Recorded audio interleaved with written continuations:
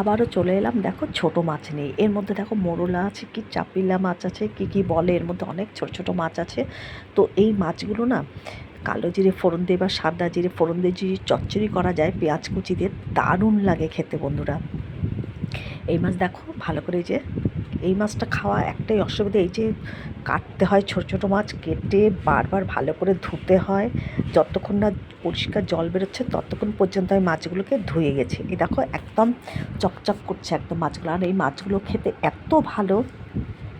তো যাই হোক, এর জন্য আমি কয়েক কোয়া রসুন নিয়েছি, পেঁয়াজ কুচি নিয়েছি, কয়েকটা কাঁচা লঙ্কা নিয়েছি, আর ধনে জিরে অল্প অল্প করে দেবো, আর একটা টমেটো কুচি, সমস্ত কিছু দিয়ে নুন হলুদ পরিমাণ মতো সমস্ত কিছু দিয়ে কাশ্মীরি লঙ্কার গুঁড়ো দিয়ে ভালো করে মেখে কিছুক্ষণ রেখে দেবো।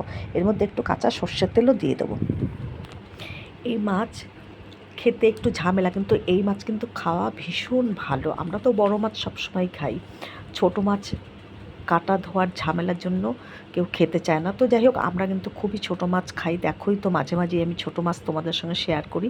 তো আজকেও আবার শেয়ার করছি। এবার মাছটাকে সমস্ত কিছু দিয়ে এই যে মেখেছি, মেখে 10 মিনিট রেখে দিচ্ছি।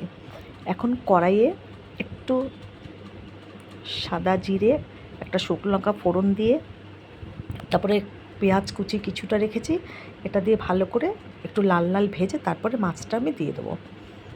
তো তেল গরম হয়ে গেছে, ফোড়ন দিলেও পারো, না দিলেও কোনো ব্যাপার নেই।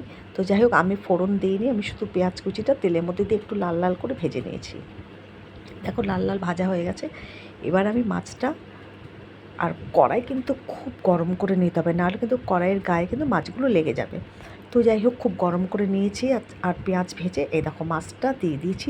মাছটা কিন্তু লেগে যাচ্ছে না, আর এক ছিটেও কিন্তু আমি জল দেবো না। মাছের গা থেকে যে জলটা বেরোবো তাতেই কিন্তু মাছটা একদম হয়ে যাবে। এই দেখো ঢেকে দিয়েছিলাম, ওই দেখো সামান্য একটু জল বেরিয়েছে, এটা এবার টেনে যাবে। এবার একটু মাছগুলোকে আমি খুন্তি দিয়ে আস্তে আস্তে উল্টিয়ে দিচ্ছি, আর হতেও কিন্তু খুব অল্প সময় লাগে। তো এই দেখো মাছটাকে সব উল্টিয়ে দিয়েছি, দিয়ে আবার আমি ঢেকে দিলাম।